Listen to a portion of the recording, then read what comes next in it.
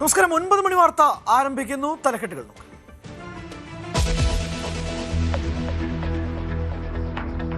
തുടർച്ചയായ 5-ാം ദിവസവും ആക്രമണം തുടർന്ന അമേരിക്കയും ഇറാനും. 35 പേർ കൊല്ലപ്പെട്ടതായി ഇറാൻ. ഹോർമുസിൽ ഇറാന്റെ കപ്പൽ തകർത്തു. ഇറാൻ ചർച്ചയ്ക്ക് തയ്യാറാകണമെന്ന് ഡൊണാൾഡ് ട്രംപ്. തയ്യാറായില്ലെങ്കിൽ ആക്രമണം കടുപ്പിക്കുമെന്ന് മുന്നറിയിപ്പ്.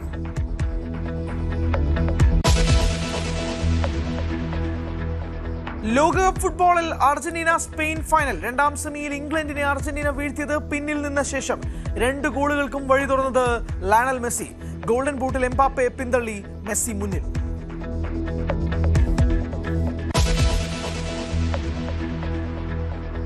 അമേരിക്കയിൽ ഇന്ത്യക്കാരനായ മുസ്ലിം യുവാവിനെ മതം ചോദിച്ചാക്രമിച്ചെന്ന് പരാതി.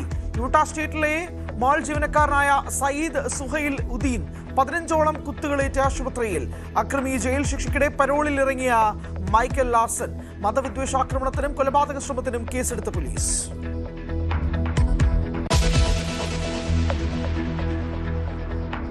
നാല് വർഷമായി യുദ്ധം തുടരുന്ന യുക്രൈനിൽ വീണ്ടും മന്ത്രിസഭാ പുനഃസംഘടന നടത്തി പ്രസിഡന്റ് സെലൻസ്കി.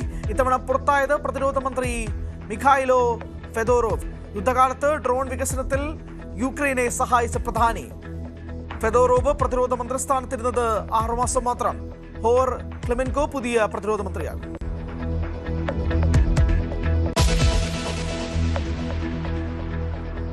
കള്ളാടി തുരങ്കപാത നിർമ്മാണത്തിൽ മുൻ സർക്കാരിന്റെ നിയമവിരുദ്ധ ഇടപെടലിന് കൂടുതൽ തെളിവുകൾ. അജണ്ടയിൽ ഇല്ലാതിരുന്നിട്ടും പാരിസ്ഥിതിക പഠനം വേണ്ടെന്ന് മുൻ ചീഫ് സെക്രട്ടറി KSDM എക്സിക്യൂട്ടീവ് യോഗത്തിൽ അവതരിപ്പിച്ച് പാസാക്കിയെടുത്തു. A. ജയതിലകിന്റെ ഇടപെടൽ ദുരന്ത നിവാരണ നിയമത്തിലെ വകുപ്പുകൾ പ്രകാരം നിയമവിരുദ്ധം. വിശദമായ വാർത്ത 10 മണിക്ക്. News 18 follow up.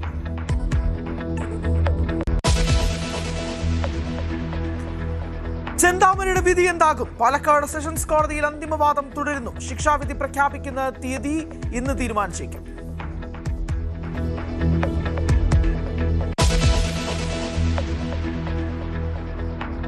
കർക്കിടക മാസ പൂജകൾക്കായി ശബരിമല നട ഇന്ന് തുറക്കും. വൈകിട്ട് 5 മണിക്ക് തന്ത്രി കണ്ഠരര് മഹേഷ് മോഹനരുടെ സാന്നിധ്യത്തിൽ മേൽശാന്തി ദീപം തെളിയിക്കും. ദർശനം നാളെ രാവിലെ 5 മണി മുതൽ.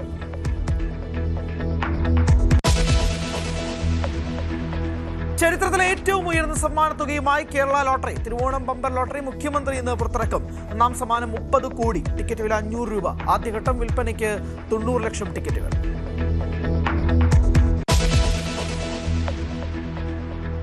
കോഴിക്കോട് സ്വദേശി അർജുൻ മരിച്ച ഷിരൂർ ദുരന്തത്തിന് ഇന്ന് 2 വയസ്സ്. തുടക്കം മുതൽ ഒപ്പം നിന്നിട്ടും കുറ്റപ്പെടുത്തലുണ്ടായെന്ന് മനാഫ് ന്യൂസ് 18നോട്. വേണ്ടിയിരുന്നെങ്കിൽ സ്വത്ത് വിറ്റും തെരച്ചിൽ നടത്തുമായിരുന്നു. വിശദമായി നോക്കാം. തുടർച്ചയായ 5-ാം ദിവസവും ഇറാനിലേക്ക് US ആക്രമണം. നിരവധി നഗരങ്ങളിൽ സ്ഫോടനങ്ങൾ റിപ്പോർട്ട് ചെയ്തു. 35 പേർ മരിച്ചു. 300-ലധികം പേർക്ക് പരിക്കേറ്റു. ഹോർമുസ് കടലിടുക്കിലെ US ഉപരോധം മറികടക്കാൻ ശ്രമിച്ച ഇറാനിയൻ എണ്ണ ടാങ്കർ US സെൻട്രൽ കമാൻഡ് തകർത്തു.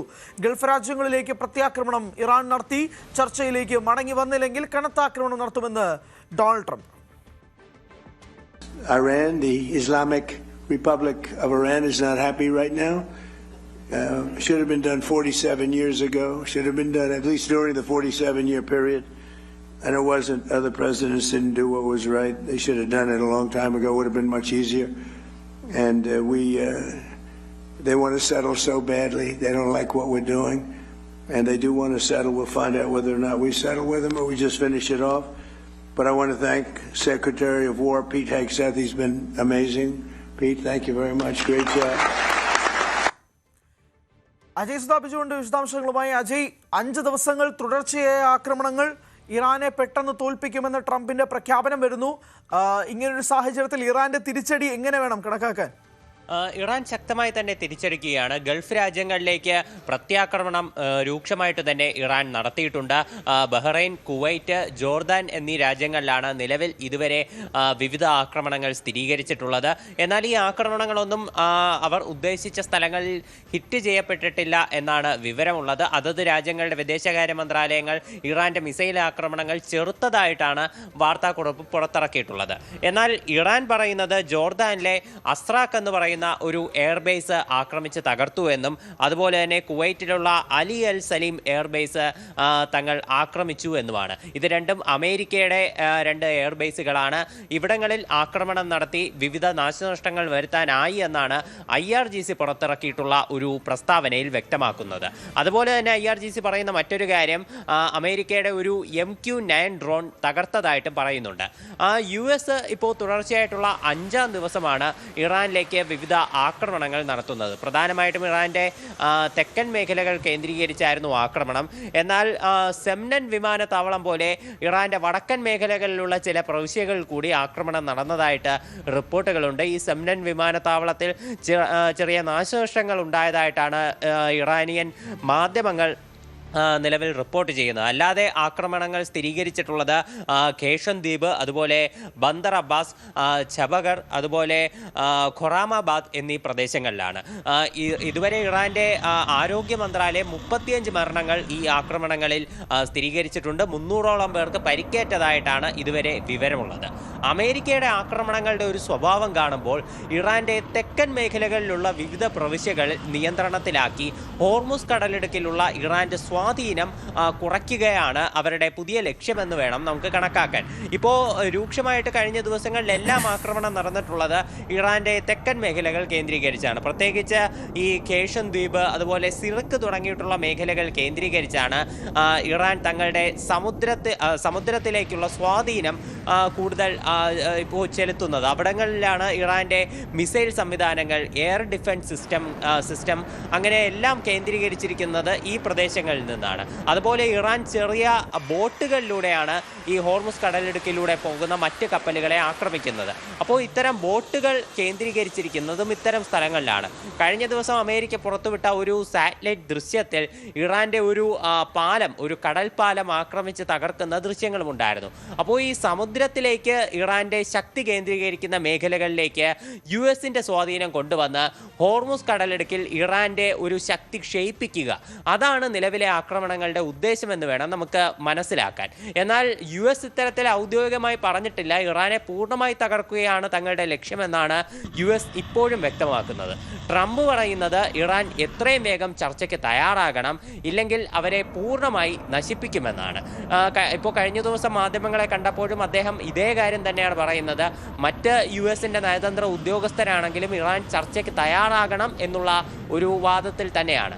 പക്ഷേ ഇറാന്റെ വിദേശകാര്യ വക്താക്കൾ എല്ലാവരും ഒരേ സ്വരത്തിൽ വ്യക്തമാക്കുന്നത് അമേരിക്കയാണ് നിലവിലുള്ള ധാരണാപത്രത്തിന്റെ ലംഘനം നടത്തിയത്. അമേരിക്ക ധാരണാപത്രത്തെ ഒട്ടും തന്നെ ബഹുമാനിച്ചിട്ടില്ല. അതുകൊണ്ട് തങ്ങൾ ഇപ്പോൾ നിലവിൽ ചർച്ചയ്ക്ക് തയ്യാറാകുന്നില്ല. അതൊരു ചോദ്യമാണല്ലോ. കാരണം പ്രധാനമായിട്ട് ഇപ്പോൾ ഖമനേയിയുടെ സംസ്കാര ചടങ്ങിൽ ഉൾപ്പെടെ ട്രംപ് ആദ്യം പറഞ്ഞിരുന്ന കാര്യം ഞങ്ങൾ അവരെ ശല്യപ്പെടുത്തില്ല, ഒരു സീസ് ഫയർ പോലെയാണ് എന്നതാണ് പറഞ്ഞത്. പക്ഷേ അങ്ങനെ സംഭവിച്ചില്ല. അമേരിക്ക ആക്രമണം നടത്തുന്ന ഒരു സാഹചര്യവും ഉണ്ടായിരുന്നതാണ്. ഇറാന്റെ ശക്തമായ പ്രൊട്ടസ്റ്റൊക്കെ നമ്മൾ ആ സമയത്തും കണ്ടിരുന്നതാണ്. പക്ഷേ അമേരിക്ക ആക്രമണം നടത്തിയിരുന്നു. അപ്പോൾ ഇറാന്റെ ഈ വാദം അത് എങ്ങനെ വിലയിരുത്തണം എന്നുള്ള സ്വാഭാവികമായ ചോദ്യം നിൽക്കുകയാണ്. കാരണം ആക്രമിക്കില്ല എന്ന് പറഞ്ഞ ട്രംപാണ് പിന്നീട് ആക്രമിക്കുകയും ചെയ്യുന്ന സാഹചര്യവും ഹോർമുസ് പിടിച്ചെടുക്കാനുള്ള ശ്രമങ്ങൾ നടത്തുകയും പിന്നീട് അത് ഇല്ലാണ്ടായി പോകുന്ന ഒരു സാഹചര്യം ഉണ്ടായത്. തീർച്ചയായിട്ടും അമേരിക്ക ആ ഒരു ഘട്ടത്തിൽ പ്രധാനമായിട്ടും ഖമനയുടെ സംസ്കാര ചടങ്ങ് നടക്കുന്ന സമയത്ത് ഇറാന്റെ ഉൾപ്രദേശങ്ങളിലേക്ക് ഒരിക്കലും ആക്രമണം നടത്തില്ല. ആ സമയത്ത് ഈ സംസ്കാര ചടങ്ങുകളെല്ലാം പൂർത്തിയാകട്ടെ, അതിനുശേഷം ചർച്ചകൾ പുനരാരംഭിക്കാം എന്നാണ് അമേരിക്ക പറഞ്ഞിരുന്നത്. പക്ഷേ ഹോർമുസ് കടലിടുക്കിൽ ഇറാൻ ചില കപ്പലുകളെ ആക്രമിച്ചു എന്ന് വാദമുന്നയിച്ചുകൊണ്ടാണ് അമേരിക്ക ഇറാനിലെ വിവിധ പ്രദേശങ്ങൾ ആക്രമിക്കുന്നത്. ഇത് ഒരു വലിയ പ്രകോപനമായി കണ്ടുകൊണ്ടാണ് ഇറാൻ നിലവിൽ ചർച്ചകളിൽ നിന്ന് പിന്നോട്ട് പോകുന്നത് എന്ന് നമുക്ക് കാണാൻ സാധിക്കും. എന്തായാലും ഹോർമുസ് കടലിടുക്കിൽ അമേരിക്ക മുൻപ് പറഞ്ഞതുപോലെ തന്നെ അവരുടെ ഉപരോധം നിലവിൽ വന്ന് കഴിഞ്ഞിട്ടുണ്ട്. അതിൻ്റെ ഒരു തെളിവ് തന്നെയാണ് ഒരു ഇറാനിയൻ എണ്ണ ടാങ്കർ അമേരിക്ക ആക്രമിച്ച് തകർത്തത്. ഈ ടാങ്കറിൽ നിലവിൽ ആളുകളൊന്നും ഇല്ലായിരുന്നില്ല. ഒരു ഒഴിഞ്ഞ ടാങ്കറാണ് അമേരിക്ക ആക്രമിച്ച് തകർത്തതെന്നാണ് വിവരം. US-ന്റെ സെൻട്രൽ കമാൻഡാണ് ആക്രമണങ്ങൾക്ക് നേതൃത്വം നൽകിയത്. നിലവിലെ വേവ് ഓഫ് അറ്റാക്ക് തങ്ങൾ നിർത്തുന്നു എന്നാണ് US സെൻട്രൽ കമാൻഡ് വ്യക്തമാക്കിയത്. വ്യക്തമാക്കിയിട്ടുള്ളത്. ഇതിൽ ഈ ആക്രമണങ്ങളിൽ ഇറാന്റെ എയർ ഡിഫൻസ് സിസ്റ്റങ്ങളും അവരുടെ മിസൈൽ സംവിധാനങ്ങളും എല്ലാം തകർക്കാനായെന്നാണ് നിലവിൽ സെൻട്രൽ കമാൻഡ് അവകാശപ്പെടുന്ന ഒരു കാര്യം. എന്തായാലും ഈ ആക്രമണങ്ങൾ കടുത്തത് കാരണം ക്രൂഡ് ഓയിൽ വിലയിൽ ചെറിയ മാറ്റമുണ്ടായിട്ടുണ്ട്. ക്രൂഡ് ഓയിൽ വില നേരിയ തോതിൽ കൂടിയിട്ടുണ്ട്. ഇപ്പോൾ നിലവിൽ $85.28 പെർ ബാരൽ എന്നുള്ള നിലവാരത്തിലാണ് ക്രൂഡ് ഓയിലിന്റെ വില നിൽക്കുന്നത്. നേരത്തെ യുദ്ധം ഒരു സമാധാന കരാർ അല്ലെങ്കിൽ ഒരു ധാരണാപത്രമൊക്കെ ഒപ്പിട്ട സമയത്ത് ക്രൂഡ് ഓയിലിന്റെ വില $69, $68 ആ ഒരു നിലവാരത്തിലേക്കൊക്കെ എത്തിയിരുന്നു. പക്ഷേ ട്രംപ് അവകാശപ്പെടുന്നത് നിലവിൽ ഇറാനെതിരെ ഒരു താൽക്കാലികമായി ഒരു ആക്രമണങ്ങൾ തങ്ങൾ തുടങ്ങിയത് കാരണമാണ് ക്രൂഡ് ഓയിൽ വില ഇത്തരത്തിൽ മുകളിലേക്ക് പോയത്. എന്നാൽ അതിൽ ആരും ഭയപ്പെടേണ്ടതില്ല. ക്രൂഡ് ഓയിൽ വില ആദ്യഘട്ടത്തിൽ $300 വരെ ഉയരുമെന്നുള്ള പ്രവചനങ്ങൾ ഉണ്ടായിരുന്നു. പക്ഷേ അത് സംഭവിച്ചില്ല. ഇപ്പോൾ നിലവിലുണ്ടായിട്ടുള്ള വർധനവ് ഉടൻ തന്നെ കുറയും എന്നതാണ് ട്രംപിന്റെ ഒരു പ്രഖ്യാപനം. പക്ഷേ പല വിദഗ്ധരും ചൂണ്ടിക്കാട്ടുന്നത് നിലവിലുള്ള സംഘർഷങ്ങൾ ഈ രീതിയിൽ പോവുകയാണെങ്കിൽ മുൻപത്തേതിന് സമാനമായിട്ട് ക്രൂഡ് ഓയിൽ വില $100 കടക്കും അതാണല്ലോ ട്രംപിന്റെ പ്രസ്താവന. അത് തന്നെയാണല്ലോ, ക്രൂഡ് ഓയിൽ വിലയിൽ മാറ്റം ഉണ്ടാവില്ല, അത് ഉയരില്ല എന്നത് പറയുന്നു. നേരത്തെയുള്ള സാഹചര്യമൊക്കെ അതിഭീകരമായിരുന്നു, നമുക്കറിയാം. പക്ഷെ അങ്ങനെ ഒരു സാഹചര്യം ഇല്ല എന്ന് പ്രസിഡന്റ് പറയുമ്പോൾ ആ സാഹചര്യത്തെ നമുക്ക് വീണ്ടും ട്രംപിന്റെ പല വാക്കുകളും പിന്നീട് മാറിപ്പോയിട്ടുണ്ട്. അതിലെ ഒരു വാക്കായിട്ട് തന്നെ ഇത് കണക്കാക്കണോ, അതോ ഇത് പ്രാക്ടിക്കലി പോസിബിൾ ആണോ എന്നുള്ള ചോദ്യം സ്വാഭാവികമായിട്ട് വരുള്ളൂ. കാരണം യുദ്ധം ഇങ്ങനെ കടുക്കുന്ന ഒരു സാഹചര്യത്തിൽ അങ്ങനെ ക്രൂഡ് ഓയിൽ വില ഉയരാതെ പിടിച്ചു നിർത്താൻ മാത്രം കഴിയുമോ എന്നുള്ള സ്വാഭാവികമായ ചോദ്യമുണ്ട്. തീർച്ചയായിട്ടും ഈ പ്രാക്ടിക്കലി നോക്കുകയാണെങ്കിൽ അത് ഒരിക്കലും പോസിബിൾ അല്ല എന്ന് വേണം നമുക്ക് നിലവിലെ സാഹചര്യത്തിൽ മനസ്സിലാക്കാൻ. പ്രത്യേകിച്ച് ഇന്ത്യ പോലെയുള്ള ഒരു രാജ്യങ്ങളുടെ കാര്യമെടുത്ത് നോക്കുകയാണെങ്കിൽ നമ്മുടെ ഇപ്പോൾ ഇന്ത്യൻ രൂപയുടെ നിലവാരം ഡോളറിൽ നിന്ന് ഒരുപാട് താഴേക്കൊക്കെ പോകുന്ന ഒരു അവസ്ഥയുണ്ടായിട്ടുണ്ട്. അപ്പോൾ ഈ ഒരു ഘട്ടത്തിൽ ഇന്ത്യ അടക്കമുള്ള ഏഷ്യൻ രാജ്യങ്ങളുടെ ഏറ്റവും ഉയർന്ന പരിഗണന എന്ന് പറയുന്നത് വിദേശ നാണ്യ ശേഖരങ്ങൾ അത് കൂടുതൽ ഇവിടെ ശേഖരിച്ച് വെക്കുക, ഡോളറിൻ്റെ ഒരു ശേഖരം അത് രാജ്യത്ത് ഉയർത്തുക എന്നുള്ളതാണ്. അപ്പോൾ അമേരിക്കയൊക്കെ നിലവിലെ സാഹചര്യത്തിൽ അവരൊരു സൊല്യൂഷനായിട്ട് പറയുന്നത് US ആണ് ലോകത്തിലെ ഏറ്റവും വലിയ ക്രൂഡ് ഓയിൽ ഉൽപ്പാദിപ്പിക്കുന്ന ആളുകൾ. അതുപോലെ വെനസ്വേലയിലെ ക്രൂഡ് ഓയിലും ഇപ്പോൾ അമേരിക്കൻ നിയന്ത്രണത്തിലാണ്. അതുകൊണ്ട് ഈ ഹോർമുസ് കടലിടുക്കിലെ പ്രശ്നങ്ങൾ കാരണം വിവിധ രാജ്യങ്ങൾ അനുഭവിക്കുന്ന പ്രശ്നങ്ങൾ ഈ അമേരിക്കയ്ക്ക് നികത്താനാകും എന്നുള്ള വാദമാണ്. പക്ഷേ ഇന്ത്യക്ക് അത് കാരണം ഉണ്ടാകുന്ന ഒരു പ്രശ്നം, ഇപ്പോൾ ക്രൂഡ് ഓയിൽ US എത്ര വില കുറച്ച് കൊടുത്താലും ആ ക്രൂഡ് ഓയിൽ ഇന്ത്യ വാങ്ങേണ്ടത് ഡോളർ ഉപയോഗിച്ചുകൊണ്ടാണ്. അപ്പോൾ നമ്മുടെ രാജ്യത്തുള്ള ഒരു കരുതൽ നാണ്യശേഖരം അത് പതിയെ കുറഞ്ഞുകൊണ്ടിരിക്കുകയാണ്. മുൻപ് റഷ്യയിൽ നിന്ന് ഇപ്പോൾ ഇന്ത്യ വളരെ സുലഭമായിട്ട് തന്നെ റഷ്യൻ ഓയിൽ വാങ്ങിച്ചിരുന്നു. പക്ഷേ അതൊക്കെ റഷ്യൻ കറൻസിയിലും അതുപോലെ തന്നെ ചൈനീസ് കറൻസിയിലും ഒക്കെ ആയിരുന്നു. അപ്പോൾ അത്തരം വിനിമയങ്ങൾ നടത്തുമ്പോൾ ഈ ഡോളർ കരുതൽ ശേഖരം അത് രാജ്യത്ത് കുറയുന്നില്ല. അപ്പോൾ അതനുസരിച്ചുള്ള പ്രശ്നങ്ങൾ ഇന്ത്യ അടക്കമുള്ള പല ഏഷ്യൻ രാജ്യങ്ങളും നേരിടുന്നുണ്ട്. ഇപ്പോൾ നിലവിലെ സാഹചര്യത്തിൽ അത് മുന്നോട്ട് പോവുകയാണെങ്കിൽ ക്രൂഡ് ഓയിലിൻ്റെ വില അത് ക്രമാതീതമായി ഉയരാനും ഇപ്പോൾ നിലവിൽ ഇന്ത്യ അടക്കമുള്ള ഏഷ്യൻ രാജ്യങ്ങൾക്ക് അത് വലിയൊരു പ്രതിസന്ധിയായി മാറാനും സാധ്യതയുണ്ട്. ശരി, വ്യക്തമാണ്. അങ്ങനെ ഒരു സാഹചര്യത്തിലേക്കാണ് പോകുന്നത്. തുടർച്ചയായ 5ാം ദിവസവും ആക്രമണങ്ങൾ നടത്തുകയാണ് അമേരിക്കയുടെ ഭാഗത്തു നിന്നും ഇറാന്റെ ഭാഗത്തു നിന്നും. ശക്തമായ തിരിച്ചടി സംഭവിക്കുമ്പോൾ ക്രൂഡ് ഓയിൽ മാറ്റം ഉണ്ടാവില്ല, ഇറാനെ എത്രയും വേഗം തോൽപ്പിക്കും, ഡിഫീറ്റ് ചെയ്യുമെന്നാണ് ട്രംപിൻ്റെ വാചകത്തിൽ നിന്നും മനസ്സിലാക്കാൻ കഴിയുന്നത്. പക്ഷേ ക്രൂഡ് ഓയിൽ വിലയിൽ മാറ്റം ഉണ്ടാകില്ല എന്ന് ട്രംപ് പറയുമ്പോൾ അതങ്ങനെ ഒരു സാഹചര്യം, അങ്ങനെ ഒരു പോസിബിലിറ്റി എന്ന് പറയുന്നത് വളരെ കുറവാണ് എന്ന് വേണം മനസ്സിലാക്കാൻ. അജയ് സുധാബിജുവാണ് വിശദാംശങ്ങൾ നൽകിയത്. റഷ്യയുമായുള്ള യുദ്ധം 4ാം വർഷവും തുടരുന്നതിനിടെ യുക്രൈനിൽ അപ്രതീക്ഷിത മന്ത്രിസഭ അഴിച്ചുപണിക്ക് പ്രസിഡന്റ് വ്ളാഡിമിർ സെലൻസ്കി തുടക്കമിട്ടിരിക്കുകയാണ്. രാജ്യത്തെ പ്രതിരോധ മന്ത്രിമാരിൽ ഏറ്റവും ജനപ്രീതി ഉണ്ടായിരുന്ന മിഖായിലോ ഫെദോറോവിനെ മന്ത്രിസ്ഥാനത്ത് നിന്ന് നീക്കിയതാണ് അതിൽ ഏറ്റവും പ്രധാനപ്പെട്ട കാര്യം. യുക്രൈനെ ആക്രമിച്ചപ്പോൾ റഷ്യയിൽ ഡ്രോൺ ഉപയോഗിച്ച് പ്രത്യാക്രമണം നടത്തുന്നതിൽ ഉൾപ്പെടെ യുദ്ധതന്ത്രം ശക്തിപ്പെടുത്തുന്നതിലും സൈനിക സാങ്കേതിക രംഗത്തെ നവീകരണങ്ങളിലും നിർണായകമായ പങ്ക് വഹിച്ചയാളാണ് പുറത്താക്കപ്പെട്ട ഫെദോറോവ്. 2026 ജനുവരിയിലാണ് ഫെദോറോവ് പ്രതിരോധ മന്ത്രിയായി ചുമതലയേൽക്കുന്നത്. വെറും 6 മാസത്തിനുള്ളിൽ തന്നെ അദ്ദേഹത്തെ മാറ്റാൻ സെലൻസ്കി തീരുമാനിച്ചതാണ് രാഷ്ട്രീയ നിരീക്ഷകരെയും യുക്രൈന്റെ പാശ്ചാത്യ സഖ്യരാജ്യങ്ങളെയും അമ്പരപ്പിച്ചിരിക്കുന്നത്. ആഭ്യന്തരമന്ത്രി ഇഹോർ ക്ലെമെൻകോയെ പുതിയ പ്രതിരോധ മന്ത്രിയായി നാമനിർദ്ദേശം ചെയ്യാനാണ് സെലൻസ്കിയുടെ തീരുമാനം. പാർലമെന്റിന്റെ അംഗീകാരത്തിന് ശേഷമാകും ഇത് പ്രാബല്യത്തിൽ വരിക. യുക്രൈനിൽ റഷ്യ യുദ്ധം തുടങ്ങിയ ശേഷം പ്രത്യാക്രമണത്തിനായി തദ്ദേശീയമായി ഡ്രോൺ നിർമ്മാണവും വിന്യാസവും വൻതോതിൽ നടത്തിയത് ഫെദോറോവിന്റെ നേതൃത്വത്തിലായിരുന്നു. റഷ്യൻ എണ്ണ ശുദ്ധീകരണശാലകൾ ഉൾപ്പെടെയുള്ള നിർണായക കേന്ദ്രങ്ങൾക്കെതിരായ ദീർഘദൂര ഡ്രോൺ ആക്രമണങ്ങൾ ആസൂത്രണം ചെയ്യുന്നതിലും അദ്ദേഹം പ്രധാന പങ്ക് വഹിച്ചു. പ്രതിരോധ മന്ത്രാലയത്തിലെ വാങ്ങൽ നടപടികളിൽ സുതാര്യത വർദ്ധിപ്പിക്കുകയും അഴിമതി കുറയ്ക്കുകയും ഡ്രോൺ വാങ്ങൽ സംവിധാനം കൂടുതൽ കാര്യക്ഷമമാക്കുകയും ചെയ്തതും ഫെദോറോവിന്റെ നേട്ടങ്ങളായി വിലയിരുത്തപ്പെടുന്നു. കൂടാതെ പുതിയ ബാലിസ്റ്റിക് മിസൈൽ പരീക്ഷണങ്ങൾക്കും യുദ്ധ സാങ്കേതിക നവീകരണങ്ങൾക്കും അദ്ദേഹം നേതൃത്വം നൽകിയിരുന്നു. പ്രതിരോധ മന്ത്രിയുടെ മാറ്റം മാത്രമല്ല, പ്രധാനമന്ത്രി യുലിയ സ്പിരിഡൻകോ സ്ഥാനമൊഴിഞ്ഞതോടെയാണ് യുക്രൈനിൽ വലിയ സർക്കാർ പുനഃസംഘടന ആരംഭിച്ചത്. സർക്കാർ നിയന്ത്രണത്തിൽ പ്രവർത്തിക്കുന്ന ഊർജ്ജ കമ്പനിയായ നാഫ്റ്റോഗാസിന്റെ സിഇഒ സെർഹി കൊറൽസ്കിയെ പുതിയ പ്രധാനമന്ത്രിയായി സെലൻസ്കി മുന്നോട്ട് വെച്ചിട്ടുണ്ട്. റഷ്യയുടെ ആക്രമണങ്ങൾ തുടരുന്ന സാഹചര്യത്തിൽ പ്രതിരോധം, ഊർജ്ജ സുരക്ഷ, ഭരണക്ഷമത എന്നിവ കൂടുതൽ ശക്തിപ്പെടുത്താനാണ് മന്ത്രിസഭാ പുനഃസംഘടനയെന്ന് സെലൻസ്കി വ്യക്തമാക്കി. ഫെദോറോവിനെ മാറ്റിയ തീരുമാനത്തിനെതിരെ യുക്രൈനിലെ സിവിൽ സമൂഹവും ചില രാഷ്ട്രീയ നിരീക്ഷകരും വിമർശനം ഉയർത്തിയിട്ടുണ്ട്. യുദ്ധത്തിനിടയിൽ ഫലപ്രദമായി പ്രവർത്തിച്ച ഒരു മന്ത്രിയെ മാറ്റുന്നത് സൈനിക പരിഷ്കാരങ്ങൾക്ക് തിരിച്ചടിയാകുമെന്നാണ് വിമർശകരുടെ വിലയിരുത്തൽ. യുക്രൈൻ സൈന്യത്തിന്റെ പരമോന്നത കമാൻഡറുമായുള്ള അഭിപ്രായ വ്യത്യാസങ്ങളും ആഭ്യന്തര അധികാര പോരാട്ടവുമാകാം ഈ തീരുമാനത്തിന് പിന്നിൽ നിന്നുള്ള അഭ്യൂഹങ്ങളും പ്രചരിക്കുന്നുണ്ടെങ്കിലും അത് സംബന്ധിച്ച ഔദ്യോഗിക സ്ഥിരീകരണമൊന്നും തന്നെയില്ല. 2022 റഷ്യ സമ്പൂർണ്ണ അധിനിവേശം ആരംഭിച്ചതിന് ശേഷം യുക്രൈനിൽ നടക്കുന്ന 4ാമത്തെ വലിയ മന്ത്രിസഭാ പുനഃസംഘടനയാണിത്. തെരഞ്ഞെടുപ്പ് നടത്താൻ കഴിയാത്ത യുദ്ധ സാഹചര്യത്തിൽ സർക്കാർ നേതൃത്വത്തിൽ മാറ്റം വരുത്താനുള്ള പ്രധാന മാർഗമായി മന്ത്രിസഭാ പുനഃസംഘടനയെ സെലൻസ്കി ഉപയോഗിച്ചു വരികയാണ്.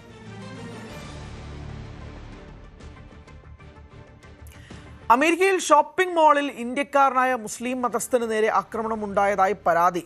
യൂട്ടാ സ്റ്റേറ്റിലെ ഷോപ്പിംഗ് മാളിലാണ് സംഭവം നടന്നത്. ഷോപ്പിംഗ് മാളിലെത്തിയ അക്രമി ജോലി ചെയ്തിരുന്ന യുവാവിനോട് മതമേതാണെന്ന് ചോദിക്കുകയും മുസ്ലിമാണെന്നറിഞ്ഞപ്പോൾ തുരുതുര കത്തി കൊണ്ട് കുത്തുകയുമായിരുന്നുവെന്നാണ് അസോസിയേറ്റഡ് പ്രസ് റിപ്പോർട്ട് ചെയ്യുന്നത്.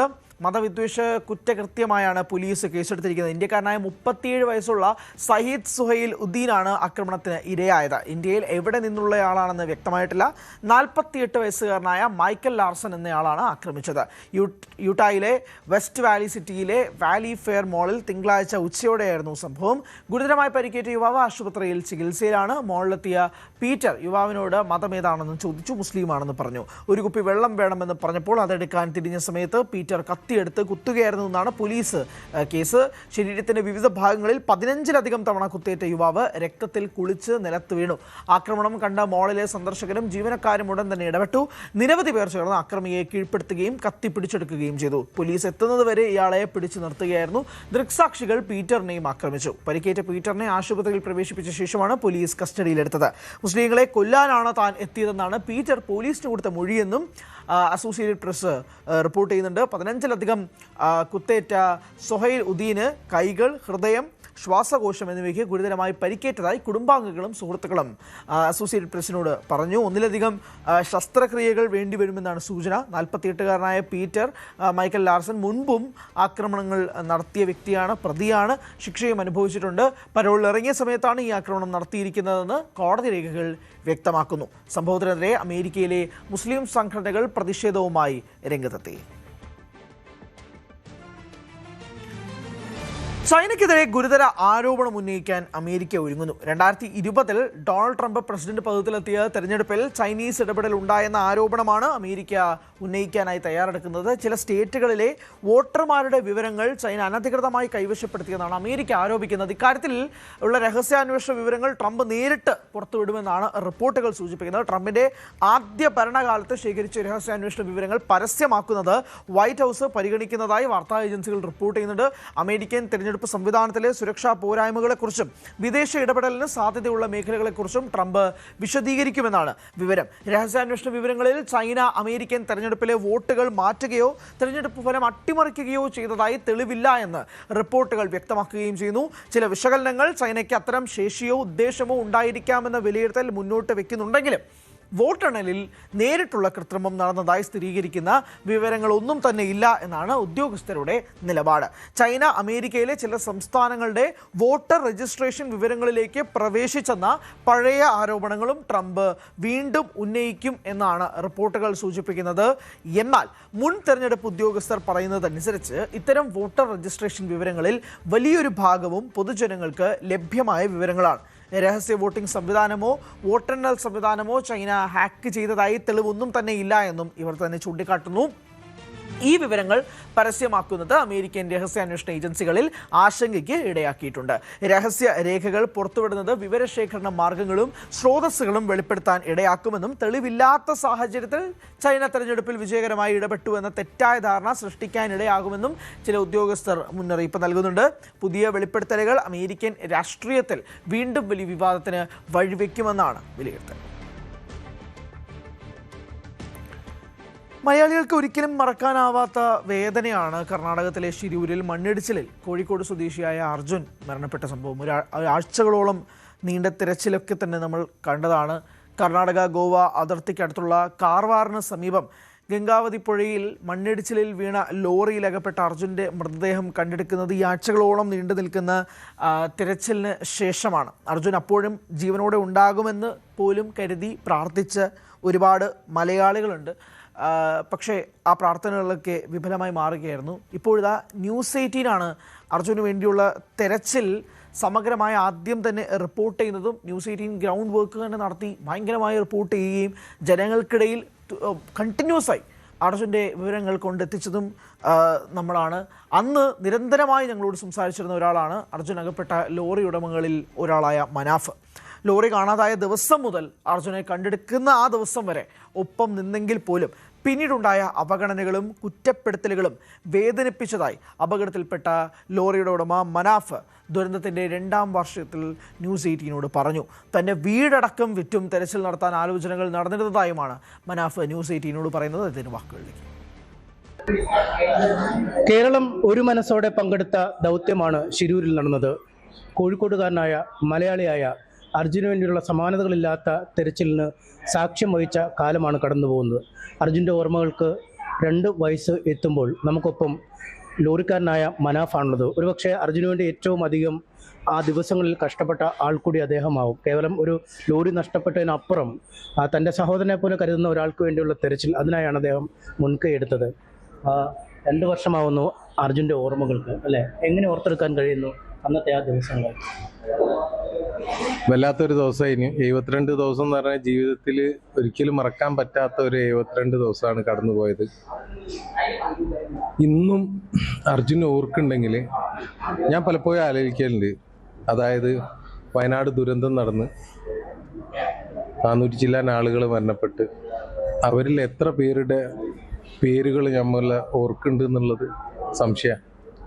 പക്ഷെ അർജുൻ എപ്പോഴും ആളുകൾ ഓർക്കുന്നുണ്ട്. അതൊരു വൈകാരികമായിട്ട് മലയാളികളെ സംബന്ധിച്ചിടത്തോളം ഒരു വൈകാരിക ഒരു സംഭവം തന്നെയാണ്. 2024 മുതൽക്കുള്ള ഈ കേരളത്തിൽ ജീവിച്ച എല്ലാ മനുഷ്യരും അർജുനെ ഓർക്കുന്നുണ്ട്. അതന്നെ ഒരു പ്രധാനപ്പെട്ട കാര്യമാണ്. പിന്നെ അത് മാത്രമല്ല, ഒരു കേരളത്തിൽ ഇതിന് മുമ്പ് ഇങ്ങനെ ഒരു സംഭവം ഉണ്ടായിക്കണമെന്നറിയില്ല. മലയാളികൾ ഒറ്റക്കെട്ടായി അന്യ സംസ്ഥാനത്ത് അവിടുത്തെ കാലാവസ്ഥനെ വെല്ലുവിളിച്ച്, അവിടുത്തെ ഭരണകൂടത്തെ വെല്ലുവിളിച്ച്, അവിടുത്തെ സിസ്റ്റത്തിനെ വെല്ലുവിളിച്ചിട്ട് കേരളത്തിൻ്റെ ഒരു മലയാളിയായ ഒരു സാധാരണ മനുഷ്യനെ കൊണ്ടുവരാൻ ഒറ്റക്കെട്ടായിട്ട് പ്രയത്നിച്ചതിൻ്റെ ഓർമ്മ ദിവസം കൂടിയാണ് ഇന്ന്. തീർച്ചയായിട്ടും ഇതിന് ഞാൻ ഓരോ ആളുകളോട് കടപ്പെട്ടിരിക്കുകയാണ്. മലയാളികളായിട്ടുള്ള അവരുടെ 72 ദിവസം ഞാൻ സഞ്ചരിച്ച, എൻ്റെ കൂടെ സഞ്ചരിച്ച വ്യക്തികളാണ് ഈ മലയാളികൾ. ഒരിക്കലും അവരില്ലെങ്കിൽ ഇത് കിട്ടൂലേനി. പിന്നെ പ്രധാനപ്പെട്ട മറ്റൊരു വിഷയം എന്ന് പറഞ്ഞാൽ, ഈ ഒരു വിഷയം സത്യത്തിൽ 4 വരിയിൽ ഒതുങ്ങേണ്ട ഒരു വിഷയമാണ്. കർണാടകയിൽ മണ്ണിടിച്ചിൽ മലയാളി ഡ്രൈവർ കാണാതായി. ഈ ഒരു വിഷയത്തെ കേരളത്തിൽ മാത്രമല്ല ഇന്ത്യ ഒട്ടുക്കും ചർച്ച ചെയ്യാനൊരു കാരണക്കാരനായി മാറി എന്നുള്ളതിൽ ഇപ്പോഴും മനസ്സിന് ഭയങ്കര സന്തോഷമുണ്ട്. കോഴിക്കോട് MP പോയി കണ്ട്, മാധ്യമങ്ങളെ കണ്ട്, കാര്യങ്ങൾ അവതരിപ്പിച്ച് അവിടേക്ക് പോയി. പിന്നെ അവിടുന്ന് അങ്ങോട്ടൊരു ഒറ്റപ്പെട്ട ഒരു സമയം ഇനി അത്. പിന്നെ ഒരു പോരാട്ടം അങ്ങോട്ട് തുടങ്ങി. ആദ്യഘട്ടങ്ങളിൽ ഒരു 3-4 പ്രാവശ്യം പോലീസുകാരുടെ അടിയൊക്കെ കിട്ടേണ്ടി വന്നു. പിന്നെ മോർച്ചറികളിൽ പോക്കായി, ഹോസ്പിറ്റലുകളിൽ തിരയലായി. നമ്മളെ വണ്ടിയും കാണില്ല, ഡ്രൈവറെയും കാണില്ല, ആർക്കും ഒന്നും അറിയില്ല. അങ്ങനത്തെ ഒരു സന്ദർഭത്തിൽ പിന്നീട് ആ പോരാട്ടം മലയാളികൾ ഏറ്റെടുത്ത്, അതോടുകൂടി മന്ത്രിമാർ ഏറ്റെടുത്ത്, രാഷ്ട്രീയ പ്രവർത്തകർ ഉണർന്ന്, ഇതിൻ്റെയൊക്കെ പിറകിൽ ഏറ്റവും കൂടുതൽ നന്ദി പറയേണ്ട ഒരു വിഭാഗം എന്ന് പറയുന്നത് മാധ്യമ പ്രവർത്തകരാണ്. താങ്കൾക്ക് ഒരുപാട് പണച്ചെലവ് വന്നു, പിന്നീട് ഒരുപാട് നഷ്ടങ്ങളുണ്ടായ ജീവിതത്തിൽ, അല്ലേ? ഈ ഒരു ദൗത്യം വിജയിച്ചെങ്കിൽ പോലും പിന്നീട് ഒരു നഷ്ടങ്ങളുടെ ഒരു വലിയ കണക്ക്, ഒരുപക്ഷെ ഈ ദൗത്യത്തിൽ ഏറ്റവും കൂടുതൽ പണം ചെലവായത് താങ്കൾക്കായി. തീർച്ചയായിട്ടും ജീവിതത്തിൽ ഇതൊന്നും ഞാൻ അത്ര വലിയ പണക്കാരനായിട്ടല്ല, എൻ്റെ മൂല്യങ്ങളാണ് ഇതിനൊക്കെ എന്നെ പ്രേരിപ്പിച്ചത്. ഒരു ഘട്ടത്തിൽ ഞാൻ എൻ്റെ സ്വന്തം വീട് വരെ വിൽക്കാൻ വേണ്ടിയിട്ട് ഡർജർ കൊണ്ടുവരാൻ പണം ഇല്ല എന്ന് കർണാടക ഗവൺമെൻറ് പറഞ്ഞപ്പോൾ ഞാൻ എൻ്റെ വീട് വിറ്റിട്ട് പണം എത്തിക്കാമെന്ന്. ഈ വീട് എത്രയും എളുപ്പത്തിൽ വിറ്റ് പോകുന്ന സ്ഥലത്താണ് എൻ്റെ വീടുള്ളത്. ആരും ഇഷ്ടപ്പെടുന്ന ഒരു വീടാണ്. ആറ്റുനോറ്റ് എന്ന് പറഞ്ഞാൽ ഒരുപാട് ആഗ്രഹിച്ചുണ്ടാക്കിയ വീടാണ്. അതാണ് എൻ്റെ അടുത്ത് പിന്നെ വെക്കാനുള്ളത്. എൻ്റെ കുറേ വാഹനങ്ങൾ വിറ്റിട്ടും അങ്ങനെയൊക്കെയാണ് ഞാൻ പണം ആ ദിവസങ്ങളിൽ അവിടെ ചിലവാക്കിയത്. അപ്പം അത് എന്ന് പറഞ്ഞു കഴിഞ്ഞാൽ ഒരു മൂല്യമാണ്. ഞാൻ ഇതൊക്കെ പിന്നെ ഉണ്ടാക്കാം, പക്ഷേ നഷ്ടപ്പെട്ടു പോയ വ്യക്തിയെ പിന്നെ എനിക്ക് ഉണ്ടാക്കാൻ കഴിയില്ല. ആ സമയത്ത് ആ മൊബൈൽ റിങ് ചെയ്ത് പറയുമ്പോൾ ആ ഫാമിലി പറഞ്ഞപ്പോൾ എനിക്കുണ്ടായ ആ ഒരു ഉൾക്കിടിലം അത് പറഞ്ഞറിയിക്കാനാവാത്തൊരു വിഷയമാണ്. അവഗണന എന്ന് പറയുന്നത് ഞാൻ മനസ്സിലാക്കുന്നത് ഏറ്റവും വലിയ ഒരു പെയിൻഫുൾ സംഭവമാണ്. നമ്മളെ സംബന്ധിച്ച് ഒരു കത്തിയെടുത്ത് നെഞ്ചത്ത് കുത്തിയാൽ പോലും അത്ര വേദനിക്കൂല. അതിനേക്കാൾ എത്രയോ വേദന ഉള്ള സാധനമാണ് ഈ അവഗണന എന്ന് പറയുന്നത്. സഹിക്കാൻ കഴിയാത്തൊരു വിഷയമാണ്. അത്ര 101% സമർപ്പിച്ചിട്ട് അവഗണന നേരിടുമ്പോൾ ആ ഒരു വില. പക്ഷെ എന്നെ സംബന്ധിച്ചിടത്തോളം ആരെങ്കിലും ക്രെഡിറ്റൊക്കെ ആർക്കെങ്കിലും പോട്ടെ, എന്നെ സംബന്ധിച്ചിടത്തോളം ഞാനത് സത്യത്തിൽ അർജുനെ കിട്ടിയതിന് ശേഷം ഞാൻ പല സമയത്തും പറയണമെന്ന് വിചാരിച്ചൊരു സംഭവമുണ്ട്. ഈ അർജുനെ കിട്ടിയ ആ ദിവസം, ആ സമയം സത്യത്തിൽ ഞാൻ ചാനലുകാരോട് നന്ദി പറഞ്ഞ് ഞാൻ പിരിഞ്ഞു പോയ ആളാണ്. ഇപ്പം ആലോചിക്കുമ്പോൾ സന്തോഷമാണ്. ഇപ്പം കിട്ടിയില്ലെങ്കിൽ വളരെയധികം പ്രയാസം തോന്നുമായിരുന്നു. പക്ഷെ കിട്ടിയപ്പോൾ ഇനി എന്താ പറയുക, ലൈഫിൽ ഇതൊരു എന്താ പറയുക, മരിച്ച ആൾ മരിച്ച്, പക്ഷെ എന്താ പറഞ്ഞു കഴിഞ്ഞാൽ കുറ്റപ്പെടുത്തലുകളും ഇതൊക്കെ ഇപ്പോഴും തുടരുമ്പോൾ ഉള്ള ഒരു വിഷമം, അത്രേ ഉള്ളൂ. ശിരൂരിലെ ദൗത്യത്തിൻ്റെ ഒരു മർമ്മപ്രധാന സ്ഥാനമായി, അല്ലെങ്കിൽ ആദ്യം മുതൽ അവസാനം വരെ നിന്നയാളാണ്. പിന്നീട് പല നാടകീയ സംഭവങ്ങളൊക്കെ ഉണ്ടാകുന്നത് നമ്മൾ കണ്ടു. എന്തായാലും അതിൽ വലിയ വിഷമമുണ്ട്. അവഗണന എല്ലാ കാലത്തും വേദനിപ്പിക്കുന്നത് തന്നെയാണെങ്കിലും അർജുൻ്റെ ഭൗതിക ദേഹമെങ്കിലും നാട്ടിലേക്ക് എത്തിക്കാൻ കഴിഞ്ഞല്ലോ എന്നതിൻ്റെ ഒരു ആശ്വാസമാണ് മനാഫ് പങ്കുവയ്ക്കുന്നത്. എറണാകുളം കോതമംഗലം കുട്ടമ്പുഴയിൽ കാട്ടാനക്കൂട്ടം. സസത്രപ്പടി ഭാഗത്ത് 20ഓളം കാട്ടാനകളാണ് പുഴയിൽ മണിക്കൂറുകളോളം ചെലവഴിച്ചത്. കുട്ടിയാനകൾ മുതൽ വലിയ കൊമ്പന്മാർ വരെ ഉൾപ്പെട്ടതായിരുന്നു ആനക്കൂട്ടം. ആനകൾ ഇവിടെ കൂട്ടമായി എത്താറുണ്ടെങ്കിലും ഇത്തരത്തിൽ വലിയ ആനക്കൂട്ടം ഒരുമിച്ച് പുഴയിൽ ഇറങ്ങുന്ന കാഴ്ച അപൂർവമാണ്.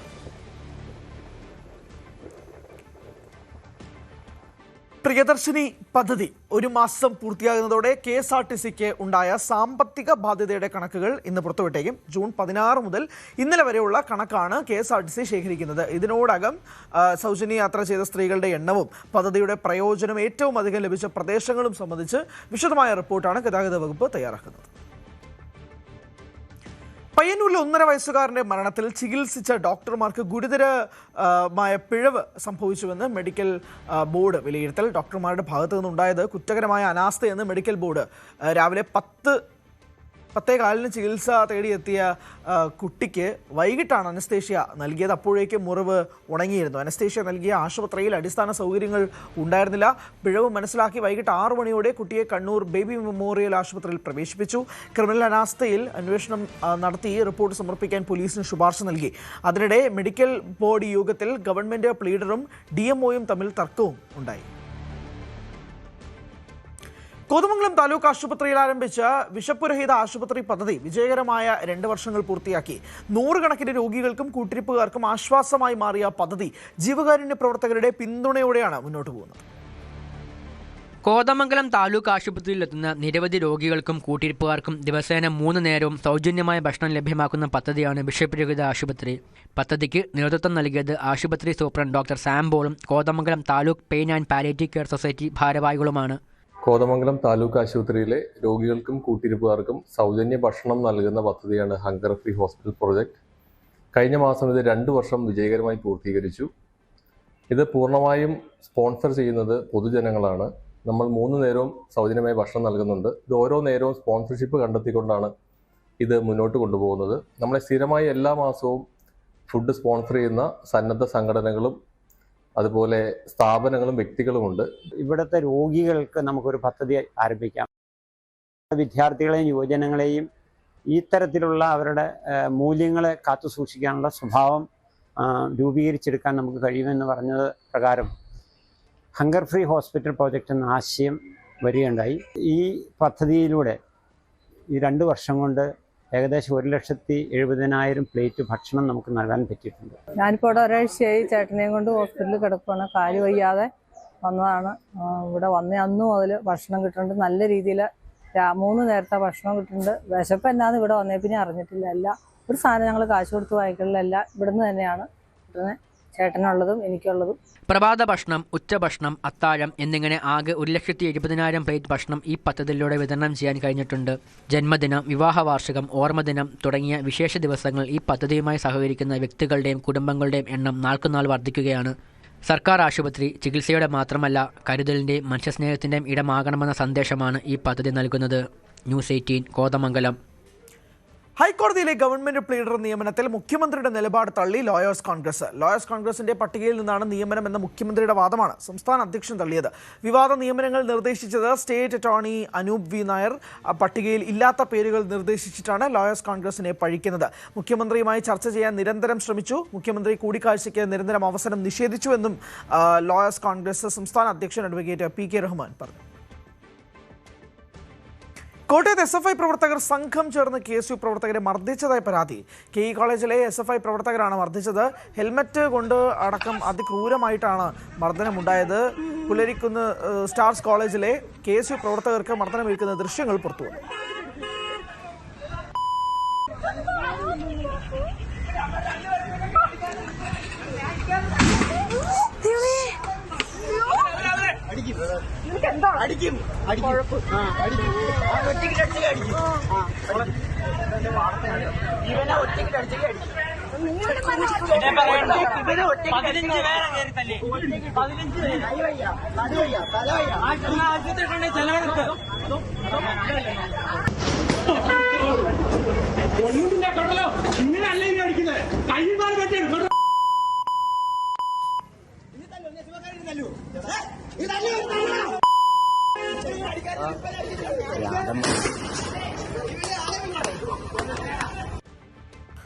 കാഫിർ സ്ക്രീൻഷോട്ട് കേസിൽ ഡിവൈഎഫ്ഐ നേതാവ് ജിതിൻ ഭാസ്കറിന്റെ ജാമ്യം റദ്ദാക്കണമെന്നാവശ്യപ്പെട്ട് SIT നൽകിയ ഹർജിയിൽ Vadakara judicial first class magistrate കോടതി ഇന്ന് വിധി പറയും. ജാമ്യത്തിലിറങ്ങിയ ശേഷം വ്യവസ്ഥകൾ ലംഘിച്ച് ജിതിൻ ഫേസ്ബുക്കിലൂടെ അന്വേഷണ സംഘത്തെ വെല്ലുവിളിച്ചെന്നും നാട്ടിൽ ലഹളയുണ്ടാക്കാൻ ശ്രമിച്ചെന്നുമാണ് പ്രോസിക്യൂഷന്റെ വാദം. എന്നാൽ താൻ ജാമ്യ വ്യവസ്ഥ ലംഘിച്ചിട്ടില്ലെന്നാണ് ജിതിന്റെ വാദം. കേസിൽ ഡിവൈഎഫ്ഐ നേതാവ് റിപേഷ് രാമകൃഷ്ണൻ നൽകിയ മുൻകൂർ ജാമ്യാപേക്ഷയിൽ ഇന്ന് കോഴിക്കോട് ജില്ലാ സെഷൻസ് കോടതിയും വിധി പറയും. നെന്മാറ ഇരട്ടക്കൊലക്കേസിൽ നിയമസഹായ സമിതിയുടെ മിറ്റിഗേഷൻ റിപ്പോർട്ട് ഇന്ന് കോടതിയിൽ നൽകും. കേസിൽ വിധി പറയും മുമ്പുള്ള നടപടിക്രമങ്ങൾ ഇതോടെ പൂർത്തിയാകും. പ്രതി ചെന്താമരയുടെ ശിക്ഷാവിധി എന്നാകുമെന്നും ഇന്ന് അറിയാനാകും. കഴിഞ്ഞ ദിവസം കുറ്റക്കാരനാണെന്ന് വിധിച്ചപ്പോൾ തന്നെ ചെന്താമര ക്രൂരനായ കുറ്റവാളിയാണെന്ന് പറഞ്ഞിരുന്നു. ജഡ്ജിയുടെ ചോദ്യങ്ങളോട് ധാർഷ്ട്യത്തോടെയായിരുന്നു മറുപടി. താൻ മാനസിക രോഗിയല്ലെന്നും ജഡ്ജിയുടെ ചോദ്യത്തിന് മറുപടിയായി ചെന്താമര കോടതി മുറിയിൽ തന്നെ പറഞ്ഞിരുന്നു. ചെന്താമരയ്ക്ക് പരമാവധി ശിക്ഷ തന്നെ നൽകണമെന്നാണ് കൊല്ലപ്പെട്ട സുധാകരന്റെ മക്കൾ വിധി കേട്ട ശേഷം പ്രതികരിച്ചത്. അയോധ്യ ക്ഷേത്രത്തിലെ സംഭാവന കൊള്ളയിൽ പ്രത്യേക അന്വേഷണ സംഘത്തിന്റെ റിപ്പോർട്ട് ഉടൻ കൈമാറും. SITക്ക് കാലാവധി നീട്ടി നൽകേണ്ടെന്ന നിലപാടിലാണ് സർക്കാർ. ക്ഷേത്രക്കൊള്ളയിൽ പ്രത്യേക അന്വേഷണ സംഘത്തെ നിയോഗിക്കുന്നതിന് മുമ്പ് തന്നെ ട്രസ്റ്റ് ആഭ്യന്തര അന്വേഷണം ആരംഭിച്ചിരുന്നെന്നും പണം തിരിച്ചുപിടിച്ചെന്നും വിവരങ്ങൾ പുറത്തുവരുന്നുണ്ട്. കേസിലെ മുഖ്യ കണ്ണികളുടെ വീടുകളിൽ നടന്ന പരിശോധനയിൽ നിർണായക രേഖകൾ ലഭിച്ചെന്നാണ് സൂചന. അറസ്റ്റിലായ 8 പേരിൽ 2 പേരെ 14 മണിക്കൂറിലധികമാണ് കഴിഞ്ഞ ദിവസം പോലീസ് കസ്റ്റഡിയിൽ ചോദ്യം ചെയ്തത്. വിരമിച്ച ബാങ്ക് ജീവനക്കാരനും ക്ഷേത്രത്തിലെ കാണിക്ക എണ്ണുന്ന ചുമതല ചുമതലക്കാരനുമായിരുന്ന സുഭാഷ് ചന്ദ്ര ശ്രീവാസ്തവ, കാണിക്ക വഞ്ചികൾ ക്ഷേത്രത്തിൽ നിന്ന് എണ്ണൽ കേന്ദ്രത്തിലേക്ക് കൊണ്ടുപോയിരുന്ന രാമശങ്കർ മിശ്ര എന്നിവരെയാണ് ചോദ്യം ചെയ്തത്. രാമശങ്കർ മിശ്രയുടെ വാടക വീട്ടിൽ നിന്ന് നിർണായക രേഖകൾ ലഭിച്ചെന്നാണ് സൂചന. ധർമ്മസ്ഥല കേസിൽ SIT കോടതിയിൽ അന്തിമ റിപ്പോർട്ട് സമർപ്പിച്ചു. 1 വർഷം നീണ്ട അന്വേഷണത്തിനൊടുവിൽ ബെൽത്തങ്ങാടി കോടതിയിലാണ് തലയോട്ടിയും അസ്ഥികളും ഉൾപ്പെടെ 7000 പേജുള്ള റിപ്പോർട്ട് സമർപ്പിച്ചത്. കേസിൽ കോടതി നിർദ്ദേശപ്രകാരമായിരുന്നു കർണാടക DGP ഉൾപ്പെട്ട പ്രത്യേക അന്വേഷണ സംഘത്തെ സർക്കാർ അന്വേഷണത്തിനായി രൂപീകരിച്ചത്. ബെൽത്തങ്ങാടി താലൂക്കിലെ ധർമ്മസ്ഥലയിൽ പ്രായപൂർത്തിയാകാത്ത പെൺകുട്ടികളുടേതടക്കം നിരവധി മൃതദേഹങ്ങൾ കുഴിച്ചിട്ടുണ്ടെന്ന വെളിപ്പെടുത്തലിൽ SIT അന്വേഷണം പൂർത്തിയാക്കി കോടതിയിൽ റിപ്പോർട്ട് സമർപ്പിച്ചു. 1 വർഷം നീണ്ട അന്വേഷണത്തിനൊടുവിൽ ബെൽത്തങ്ങാടി കോടതിയിലാണ് SIT സംഘം അന്തിമ റിപ്പോർട്ട് സമർപ്പിച്ചത്. 12 ഫയലുകൾ അടങ്ങുന്ന 7000-ലധികം പേജുള്ള റിപ്പോർട്ടാണ് സമർപ്പിച്ചത്. ഇതിനോടൊപ്പം വീഡിയോ മൊഴിയോടുകൂടിയ ഹാർഡ് ഡിസ്കും കോടതിയിൽ സമർപ്പിച്ചു. കേസിൽ 255 സാക്ഷികളുടെ മൊഴികൾ രേഖപ്പെടുത്തിയിട്ടുണ്ട്. ഒപ്പം ഫോറൻസിക് ലാബിലേക്ക് അയച്ച മനുഷ്യ തലയോട്ടികൾ, അസ്ഥികൂടങ്ങൾ, മൊബൈൽ ഫോണുകൾ, രേഖകൾ എന്നിവയുൾപ്പെടെ എല്ലാ വസ്തുക്കളും SIT ഉദ്യോഗസ്ഥർ ബെൽത്തങ്ങാടി കോടതിയിൽ ഹാജരാക്കിയിട്ടുണ്ട്. SIT റിപ്പോർട്ട് സമർപ്പിക്കുന്നതിനിടയിൽ ധർമ്മസ്ഥല കൂട്ടക്കൊലപാതക പരമ്പര എന്ന് വെളിപ്പെടുത്തൽ നടത്തിയ ചിന്നയ്യയും ഭാര്യയോടൊപ്പം കോടതി പരിസരത്തെത്തിയിരുന്നു.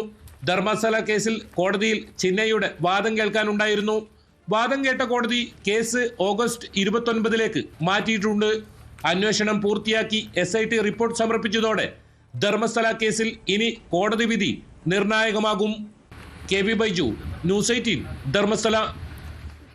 കർക്കിടക മാസ പൂജയ്ക്കായി ശബരിമല നട ഇന്ന് തുറക്കും. വൈകിട്ട് 5 മണിക്ക് തന്ത്രി കണ്ഠരര് മഹേഷ് മോഹനരുടെ സാന്നിധ്യത്തിൽ മേൽശാന്തി പ്രസാദ് ED നട തുറന്ന് ദീപം തെളിയിക്കും. 18-ാം പടിക്ക് താഴെ ആഴിയിൽ അഗ്നി പകരും. കർക്കിടക മാസം 1-ാം തീയതിയായ നാളെ രാവിലെ 5 മണിക്കാണ് ദർശനത്തിനായി നട തുറക്കുക. കർക്കിടകം 1 മുതൽ വൈകിട്ട് ദീപാരാധനയ്ക്ക് ശേഷം 18-ാം പടിയിൽ പടിപൂജ ഉണ്ടായിരിക്കും. തിരുവോണം ബമ്പർ ലോട്ടറി മുഖ്യമന്ത്രി VD സതീശൻ ഇന്ന് പുറത്തിറക്കും. ടിക്കറ്റ് വില 500 രൂപയായ ബമ്പറിന്റെ 1-ാം സമ്മാനം 30 കോടിയാണ്. രാജ്യത്ത് തന്നെ ഏറ്റവും കൂടിയ സമ്മാനത്തുകയാണ് ഓണം ബമ്പറിൻ്റേത്. 2-ാം സമ്മാനം 1 കോടി വീതം 20 പേർക്കും 3-ാം സമ്മാനം 25 ലക്ഷം വീതം 3 പേർക്കും ലഭിക്കും. 90 ലക്ഷം ടിക്കറ്റുകളാണ് ആദ്യഘട്ടം വിൽപ്പനയ്ക്ക് എത്തുന്നത്. സെപ്റ്റംബർ 26-നാണ് നറുക്കെടുപ്പ്. എറണാകുളം പാരിയത്തകാവ് ഉന്നതിയിലെ 7 കുടുംബങ്ങൾക്ക് നിർമ്മിച്ചു നൽകുന്ന വീടുകളുടെ ശിലാസ്ഥാപനം ഇന്ന് നടക്കും. ഉന്നതിയിലെ 7 കുടുംബങ്ങൾക്ക് നിർമ്മിച്ചു നൽകുന്ന വീടുകളുടെ ശിലാസ്ഥാപനം ഇന്ന് രാവിലെ ഉന്നത വിദ്യാഭ്യാസ വകുപ്പ് മന്ത്രി റോജി M. ജോൺ നിർവഹിക്കും. ചടങ്ങിൽ കുന്നത്തുനാട് MLA VP സജീന്ദ്രൻ അധ്യക്ഷത വഹിക്കും. വർഷങ്ങളായി വിവിധ തലങ്ങളിൽ ശ്രമങ്ങൾ നടന്നിട്ടും ഫലമുണ്ടാകാതിരുന്ന പ്രശ്നത്തിന് സമവായമുണ്ടാക്കി പരിഹാരം കണ്ടെത്തുന്നതിൽ സർക്കാർ ഇടപെട്ടതോടെയാണ് കുടുംബങ്ങൾക്ക് സ്വന്തം മണ്ണിൽ വീടുകൾ നിർമ്മിക്കാനുള്ള സാഹചര്യം ഒരുങ്ങിയത്. 5 പതിറ്റാണ്ടായി പരിഹാരമില്ലാതിരുന്ന ഭൂമി തർക്കത്തിനും കുടിയൊഴിപ്പിക്കൽ ഭീഷണി നേരിട്ടിരുന്ന 7 കുടുംബങ്ങളുടെ ദുരിതത്തിനും ഇതോടെ അവസാനമാവുകയാണ്. ഇടവേളയിലേക്ക് പോകുന്നു. ഇടവേളയ്ക്ക് ശേഷം ഫുട്ബോളും കാരണം എൽദോജിൽ.